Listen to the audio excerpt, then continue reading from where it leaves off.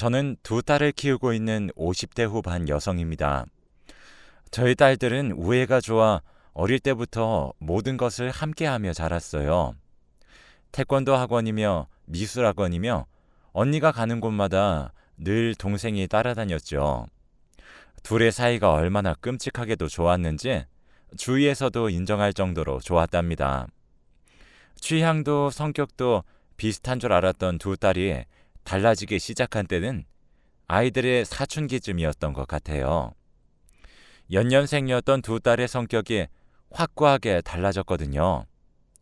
둘 다 비슷한 가수를 좋아하고 비슷한 옷을 입고 다녀서 그랬는진 몰라도 항상 모든 일을 공유했던 지난 날들과는 달리 두 딸아이가 대면대면해지더라고요. 저는 그래도 그렇게 우애가 좋았던 딸들이 한순간에 틀어질 거란 생각은 못했습니다. 전업으로 살림만 하던 제가 둘째 딸의 중학교 입학 후에 조금이라도 살림에 보탬이 되고자 근처 마트에서 일을 시작하면서 더욱 골이 깊어졌더라고요. 아무래도 집에서 둘이 싸움이라도 붙으면 말릴 사람이 없었기 때문이겠죠. 저는 그 사실을 꿈에도 몰랐습니다. 동네 사람들도 전부 사이가 좋았던 자매로만 기억하고 있었으니까요. 서로 공부 경쟁도 하면서 네가 1등이니 내가 1등이니 하던 시절은 진작에 끝이 났습니다. 첫째 딸아이는 학교에서 알아주는 비행 청소년이 되어 있었고 둘째 딸아이는 그런 언니를 무척이나 피하기 시작했죠. 나중에 알았지만 첫째가 같은 학교를 다니는 둘째를 그렇게 괴롭혔다고 하네요. 둘째 아이의 교과서를 숨긴다거나 체육복을 쓰레기통에 버린다던가 하는 일은 아주 작은 일도 되지 않는다고 했죠. 언니의 친구들이 무서웠던 둘째 딸의 반 친구들은 어느 날부터 둘째 딸을 피해 다니기 시작했다고 합니다.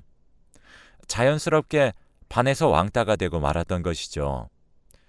조금만 참으면 언니가 고등학교에 진학을 하니 둘째는 그 시기만 잘 버티면 된다고 생각해서 저나 남편에게 말도 하지 않았대요.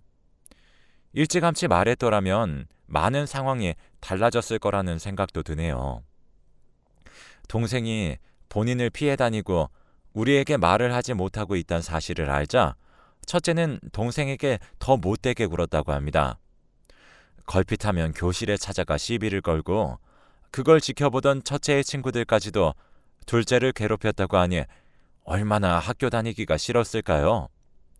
그럼에도 둘째는 학업을 놓치지 않고 열심히 했습니다. 시험을 쳐서 성적을 잘 받아서 저희에게 칭찬을 듣게 되는 날에는 첫째의 괴롭힘이 훨씬 심해졌다고 하더군요. 공부한다고 필기해 놓은 공책을 찢어 놓는 것도 동생의 옷이나 화장품을 훔쳐가는 것 등의 일이 매일 반복되었다고 합니다. 전 착한 첫째 딸의 가면에 속아 아무것도 몰랐습니다. 첫째 딸이 고등학교에 입학하고 얼마 지나지 않아 사건이 한 번 터졌어요. 경찰서에서 연락이 한 통 오더군요. 마트에서 일을 하다 연락을 받고 부랴부랴 동네 파출소로 갔더니 첫째 딸아이가 다리를 꼰 채로 팔짱을 끼고 앉아 껌을 씹고 있더라고요. 무슨 일인가 하니 글쎄 첫째 아이가 편의점에서 물건을 훔쳤다고 하지 뭡니까? 딸아이에게 어서 말해보라 했더니 이제 와서 무슨 부모 행세냐면서 집에나 가라고 하더군요. 알아서 하겠다면서요. 도대체 미성년자가 뭘 알아서 할 수 있기에 알아서 하겠다는 건지 정말 하늘이 무너져 내리는 심정이었습니다. 무슨 물건을 훔쳤냐 했더니 편의점 주인이 생필품을 몇 개 훔쳤다고 하는데 그날 처음으로 집으로 와서 첫째 딸에게 손찌검을 했습니다. 저에게 처음으로 뺨을 맞은 딸은 이딴 집구석에서 살기 싫다며 집을 나가겠다고 했고 남편은 아이에게 언성을 높이며 이제 겨우 고등학생인 주제에 네가 가서 뭘 할 수 있겠느냐 윽박을 질렀어요. 둘째 딸은 겁에 질려 방에 들어가 있었고요. 계속된 말싸움에 갑자기 첫째 딸은 굳이 방에 있는 동생을 억지로 잡아 끌고 나와서는 얘는 공부 잘해서 예뻐하고 나는 공부 못한다고 미워하는 거야? 하면서 제게 소리를 질렀어요. 똑같은 배에서 낳은 똑같은 자식인데 누군 예쁘고 누군 밉고 그런 게 어디 있겠습니까? 그러면서 저에겐 그깟 푼돈 몇 푼 벌겠다고 마트에서 일한답시고 자기가 외롭고 힘들 때 엄마가 뭐 하나 도움 준 것 있냐고 쏘아붙이더군요. 저는 억울했습니다. 아이들이 중학생이면 혼자 등하교도 가능하고 아이들이 원하는 공부를 시켜주려면 남편의 벌이로는 조금 모자랐기 때문에 아이들을 생각해서 마트에 돈을 벌러 나갔던 거였어요. 누구를 위해 손이 부르트게 고생했는데 고작 하는 말이 저런 말들 뿐이라니 억장이 무너지더군요. 남편은 오늘 이후로 그런 말버릇과 그런 생각을 가지고 있는 딸은 필요 없다며 얼굴을 보지 않고 살자고 큰 소리를 쳤고, 저는 차마 이제 막 고등학생이 된 딸을 바깥으로 내몰 수 없어 이번은 넘어가겠지만 다음부터는 그러지 말라고 타일렀습니다. 하지만 그 뒤로도 제 첫째 딸은 변하지 않았습니다. 고등학교 졸업도 출석 일수가 모자라 간신히 졸업했죠. 졸업하고 나니 정말 자긴 더 이상 이 집구석에서 살고 싶지 않다고 말하며 나가버리더군요. 어디로 가냐고 묻지도 못했습니다. 남편과 제가 퇴근하고 오니 둘째 딸만 거실에 혼자 앉아 엉엉 울고 있었거든요. 언니가 집을 나갔다면서 자기가 여태 열심히 모아뒀던 용돈들과 자기 옷이며 가방이며 화장품이며 돈이 될 만하거나 쓸만한 물건들은 전부 훔쳐갔다고 하면서요. 화가 나서 가슴을 퍽퍽 치고 있는 남편 몰래 둘째 딸은 저에게 통장이나 숨겨둔 쌈짓돈이 있으면 확인을 해보라고 하는 겁니다. 언니가 집을 나가기 직전에 엄마 방에 들어가서 한참을 뭔가 뒤지다가 나갔다고 하면서요. 저는 방으로 들어가 없어진 물건을 차근차근 살펴보았습니다. 그런데 없어진 물건이 꽤 많더라고요. 생활비로 쓰려고 현금으로 찾아두었던 50만 원과 결혼할 당시에 시어머니께 받았던 새 돈짜리 금가락지와 저희 친정 어머니께서 돌아가시기 전에 저에게 주셨던 목걸이까지 사라졌습니다. 그 목걸이는 저희 친정 어머니께서도 할머니께 물려받은 소중한 목걸이였는데 말이죠. 가운데 박힌 보석에 낡아 비싼 값을 하는 건 아니었지만 대대로 물려받은 의미 있고 소중한 물건들이었습니다. 저는 화가 나서 딸에게 전화를 했지만 역시나 딸은 제 전화를 차단했는지 받지 않더군요. 그래서 문자를 여러 통 남겨놨습니다. 다른 건 몰라도 목걸이는 돌려달라고요. 하지만 딸아이와는 연락이 되지 않았습니다. 속이 터져나갈 것처럼 화가 치밀었지만 겁을 먹은 둘째 딸 앞에서 차마 더 이상 화를 내지는 못하겠어서 둘째 딸에게 없어진 물건은 없다고 괜찮다고 안심을 시키고 방에 들여보냈습니다. 그 이후 남편을 방으로 불러서 모든 사실을 다 말했어요. 남편은 이제껏 쌓였던 것들이 제 물건들을 훔쳐간 것에 터졌는지 딸이지만 너무한 것 같다고 이왕 이렇게 된 거 자신은 첫째 딸을 정말 없는 셈 치고 살겠다고 하더군요. 그리고 그 다음날 바로 딸 명의의 핸드폰 요금부터 끊어버렸습니다. 핸드폰이 없으면 연락도 되지 않을 텐데 그걸 끊으면 어떡하냐 물었더니 핸드폰이 없으면 아무것도 할 수 없을 테니 집으로 돌아올 수밖에 없다고 말하던 남편이 그땐 그렇게도 든든해 보이더라고요. 하지만 그건 저희의 실수였습니다. 둘째 딸이 수능이 끝나고 대학에 입학을 할 때까지 1년이 다 되어가는 시간 동안 첫째 딸은 저희 눈앞에 나타나지 않았거든요. 1년이 지나니 더 이상 저희도 첫째를 찾기 위한 노력을 하지 않게 되더라고요. 남편은 저에게 이 정도 연락이 없으면 어디선가 잘 살고 있는 거라며 저에게 더 이상 애쓰지 말라고 했습니다. 저는 그 뒤로 첫째를 찾기 위한 노력은 그만두었어요. 또 다시 둘째에게 상처를 줄 수 없었던 것도 컸습니다. 공부 뒷바라지를 해줘도 모자랄 고3 시기에 첫째 딸 찾느랴 매일 밤 울면서 돌아다니고 했던 그때를 생각하면 아직까지도 우리 둘째에게 미안한 마음만 가득합니다. 둘째가 번듯한 대학에 입학하고 저희 둘째의 생활을 위해서 노력했습니다. 스스로 장학금을 받아서 학교에 다니겠다고 했지만 장학금을 받으려면 잠도 안 자고 공부를 했는데 그렇게 스트레스를 받느니 저희가 조금 더 열심히 일해서 스트레스 없이 하고 싶은 공부할 수 있게 해주는 게 부모의 도리라고 생각했거든요. 착해 빠진 둘째 녀석은 저희에게 고맙다며 울더군요. 그래도 공부를 놓치지 말고 할 수 있는 데까진 노력해서 하라고. 하지만 그게 네가 하고 싶어서가 아니라 단지 등록금의 부담감 때문이라면 그렇게까지 하지 않아도 된다고 둘째지만 첫째보다 속이 더 깊은 아이를 달래가며 그렇게 공부시켰습니다. 다행스럽게 공부가 취미에 맞았는지 어느 날 교환학생을 가겠다고 하더군요. 1년 정도 걸리는 프로그램인데 다니는 학교와 연계돼서 하는 거라고 자료까지 뽑아오면서 보내달라고 하는데 어찌 안 보낼 수 있겠나요? 다녀와라. 돈은 어떻게든 마련해주겠다 했습니다. 둘째가 신이 나서 며칠을 친구들에게 자랑을 했다고 하더군요. 그러다가 일이 터졌습니다. 둘째의 교환학생 신청 비용을 분명 서랍 안에 넣어뒀었는데 그 돈이 홀라당 사라진 겁니다. 그 비용은 남편이 회사 대출을 받아 마련한 돈이었어요. 1년 학비와 기숙사비, 몇 개월치의 생활비가 모여있던 큰 돈이었습니다. 둘째 아이에게 솔직하게 털어놔 보라고 몇 번 다그쳤지만 둘째는 전혀 모르는 일이라고 하더라고요. 자기 교환학생 가는 걸 얼마나 기대했었는지 아냐면서 오히려 속상해 울었습니다. 그러고 나니 생각나는 사람은 첫째 딸밖에 없더군요.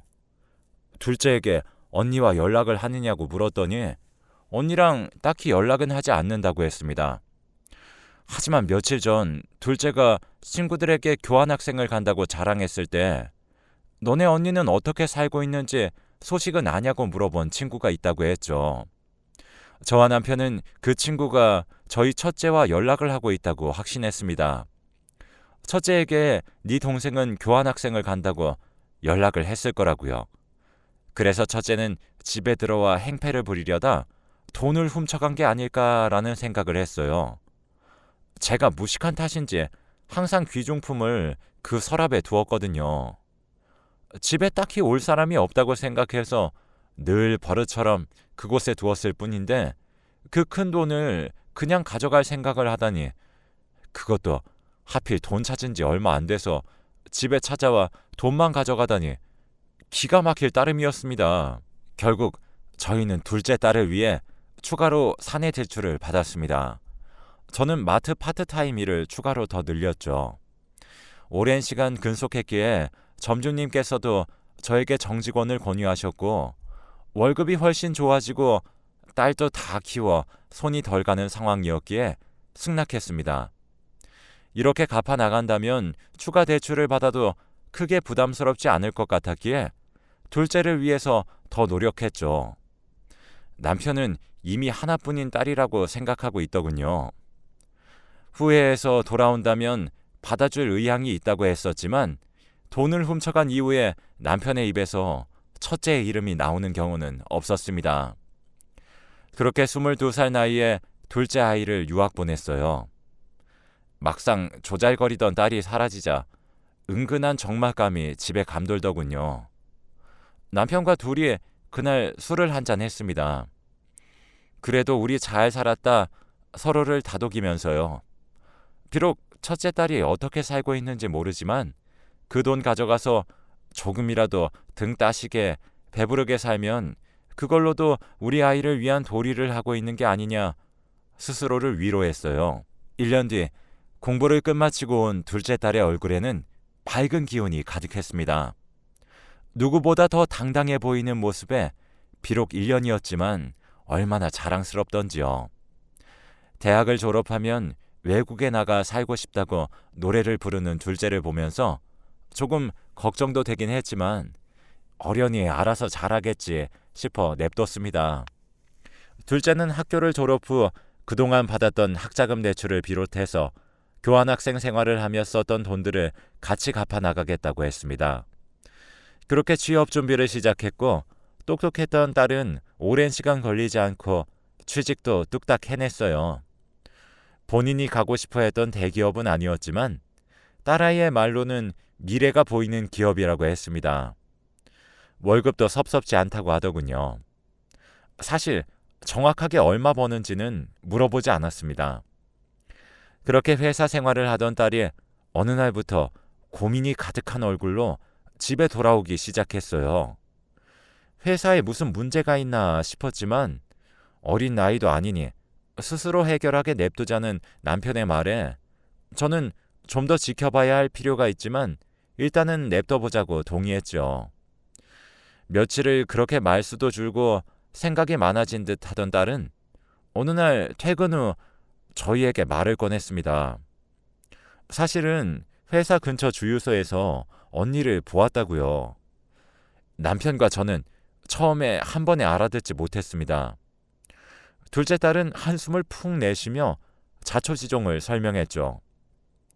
회사 근처 식당에서 동기들과 밥을 먹고 후식을 사러 카페에 가는 길에 주유소에서 일하고 있는 언니를 발견했는데 살은 쏙 빠져서 뼈만 남았고 얼굴도 고생했는지 거무튀튀하더라 하면서 처음엔 그렇게 나가더니 꼴 좋다 싶었지만 시간이 흐를수록 그래도 그렇게 애틋했던 언니인데 그리 살고 있는 것이 속상하더랍니다. 남편과 저는 믿을 수 없어 다음날 둘째 회사 근처 그 문제의 주유소에 차를 끌고 갔습니다. 둘째가 멀리서 봤지만 한눈에 봐도 언니의 얼굴이었다고 했는데 혹시나 몇 년째 못 본 사이 얼굴을 잊어 다른 사람과 착각했을 수도 있다고 생각했고 남편과 직접 보고 오는 것이 맞다고 생각해서 다녀왔었습니다. 그런데 첫째 딸은 정말 충격적인 모습이었어요. 손끝이 시커멓게 변할 정도로 말라 비틀어진 첫째 딸을 본 그 충격은 아마 평생이 가도 잊지 못할 것 같습니다. 남편도 그 모습이 보기 힘들었는지 고개를 틀더라고요. 딸은 주유를 하러 온 저희를 보곤 고개를 떨구었고요. 그때 뒤에서 웬 덩치 큰 남자 하나가 딸아이에게 소리를 지르며 일 똑바로 안 하냐고 삿대질을 하는 겁니다. 남편이 화가 나서 그 덩치 큰 남자에게 내 딸에게 왜 소리를 지르냐? 당신이 여기 사장이냐? 하며 화를 내었어요. 그 덩치는 당신 딸이 나에게 진 빚이 얼마인 줄 아느냐? 그 돈 대신 갚아줄 것 아니면 가라면서 딸에게 내 돈을 다 갚기 전엔 어디도 못 간다고 으름장을 놓았습니다. 저는 울면서 그 남자에게 내 딸이 진 빚이 얼마길래 이렇게 피죽도 못 얻어먹은 얼굴로 일을 하고 있어야 하냐면서 도대체 월급이 나오고 있는 거냐고 물었습니다. 남자는 남은 빚이 아직도 7천만 원이나 된다면서 다 갚기 전엔 당연히 월급도 뭐고 없다고 했어요. 딸은 그 빚을 갚기 위해 땡전 한 푼 받지도 못하고 일을 하고 있었던 겁니다.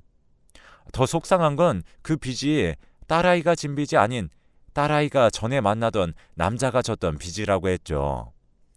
게다가 산 넘어 산이라고 딸아이에게 아이가 하나 있었습니다. 미혼모로 되어 있다고 하더군요.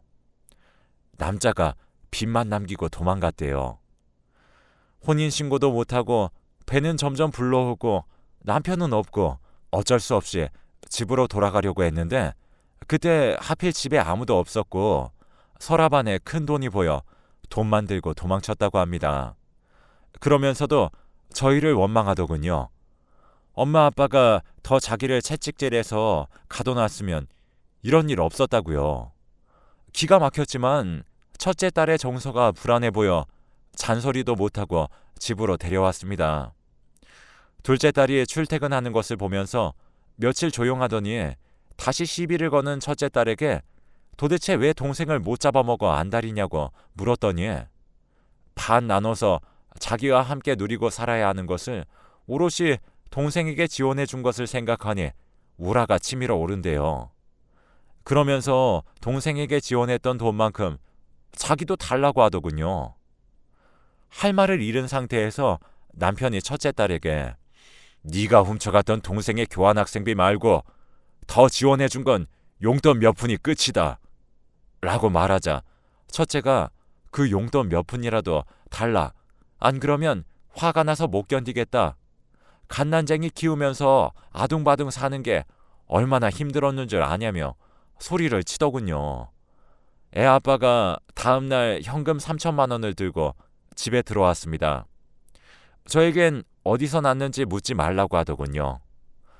눈치껏 혹시라도 돌아올지 모를 첫째 딸을 위해 아껴두었던 결혼 자금일 거라 생각했죠. 저에겐 없어도 될 첫째 딸이라고 했지만 어디 그게 그리 쉽나요? 남편은 첫째에게 돈 3천만 원을 던져주며 더 이상 보지 말자고, 이게 내가 너를 위해 줄 수 있는 마지막 돈이고 네 동생도 3천만 원을 가져본 적이 없다고, 20대 후반을 달려가면서도 모은 돈 하나 없이 애만 덜컥 낳아와 부모의 권리, 자식의 권리를 운운하며 따져 묻지 말고 서로 없던 사람인 척, 모르는 사람인 척 그렇게 살자고 했습니다. 첫째 딸은 3천만 원을 덜썩 집어 주머니에 넣더니 집에선 왜 나가야 하느냐 묻더군요.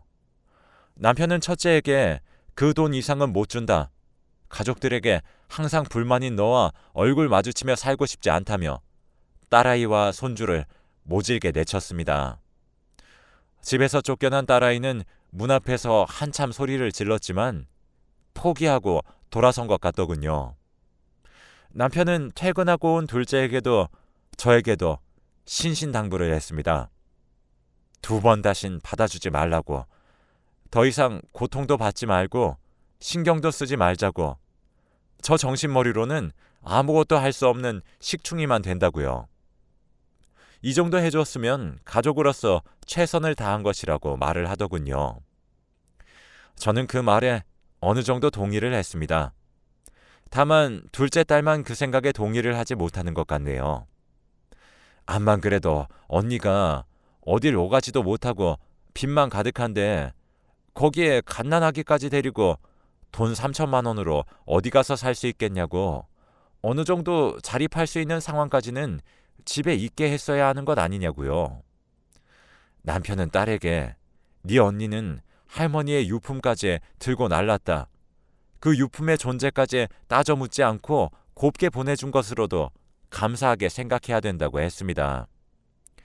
둘째는 그 목걸이를 훔쳐갔던 사실까진 몰랐었던지라 많이 충격받은 모양입니다. 제가 정말 모질게 저의 첫째 아이를 다시 받아주지 않고 이대로 인연을 끊고 사는 것이 맞을까요? 걱정은 됩니다만 그 아이와 다시 부딪히며 살 자신은 없네요. 제 사연은 여기까지입니다. 들어주셔서 감사합니다.